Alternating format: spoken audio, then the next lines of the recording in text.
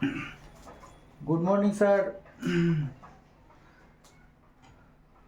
पिछले दिन जो है 2 दिन से वीडियो नहीं बना सका क्योंकि कुछ व्यू कम आ रहे थे। आज फिर बहुत सारे शिक्षकों बंधुओं का फ़ोन आया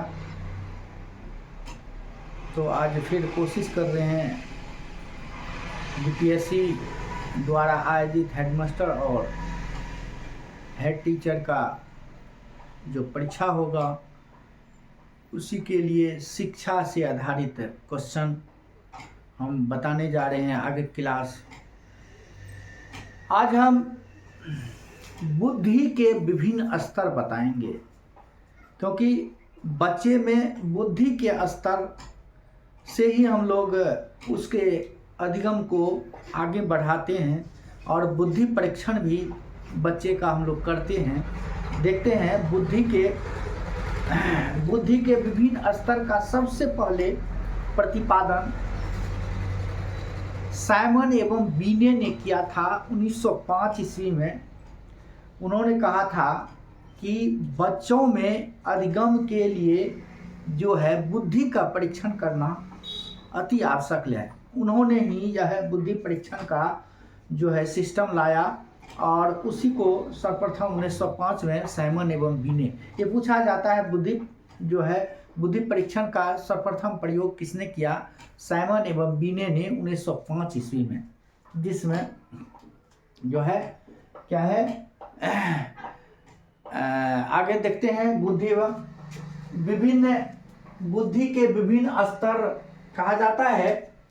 69 से 69 से अगर कम होगा तो वह है एक प्रकार के कहा जाता है छिन्न बुद्धि, मतलब एकदम बुद्धि मंद पूरा है, निम्न छिन्न बुद्धि। और अगर 70 से 79 के बीच है तो छिन्न बुद्धि कहलाता है। क्या कहलाता है? छिन्न बुद्धि कहलाता है। 80 से 89 के बीच है तो मंद बुद्धि कहलाता है और 90 से 109 के बीच है तो सामान्य बुद्धि होता है। सामान्य बुद्धि होता है। 110 से 119 के बीच है तो क्या कहता है? उच्च सामान्य बुद्धि होता है। अधिकतर यही आता है, सामान्य बुद्धि में ही हम लोग आते हैं। और 120 से 129 होता है तो कहा जाता है श्रेष्ठ, कहा जाता है श्रेष्ठ या कुशाग्र बुद्धि। क्या कहा जाता है? श्रेष्ठ या कुशाग्र बुद्धि। और 30 से ऊपर जाता है तो उसको बहुमुखी कहता है, आभर स्टाइल, मतलब आभर इंटेलिजेंट। 130 से ऊपर जाता है बच्चे में। अब आगे कहा जाता है बुद्धि परीक्षण का शैक्षणिक महत्व क्या है? उसका जो है क्या है, शैक्षणिक महत्व क्या है? कहा जाता है शैक्षणिक महत्व, शैक्षणिक मार्गदर्शन के लिए, मतलब उसके मार्गदर्शन के लिए छात्रों के वर्गीकरण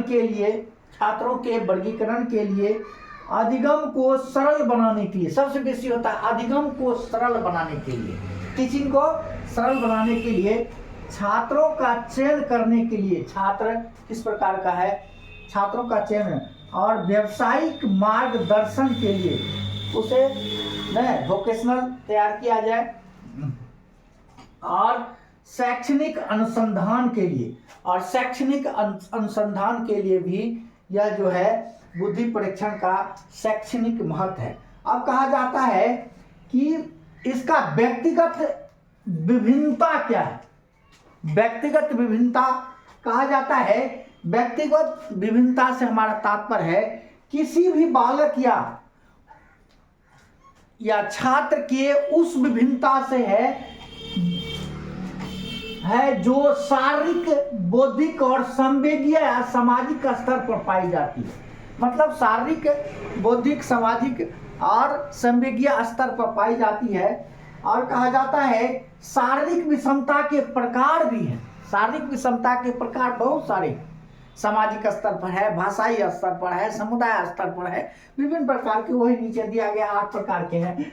कहता है शारीरिक विषमता के प्रकार शारीरिक स्तर पर भी होता है, बौद्धिक स्तर पर भी होता है, व्यक्तिगत स्तर पर भी होता है और संवेगिक स्तर पर भी होता है, भाषाई स्तर पर भी होता है, पारिवारिक स्तर पर भी होता है, जाति या समुदाय के स्तर पर भी होता है और धार्मिक स्तर पर भी होता है शारीरिक विषमता। इसी के साथ यह शॉर्ट वीडियो है अब समाप्त होता है। जय हिंद, जय भारत।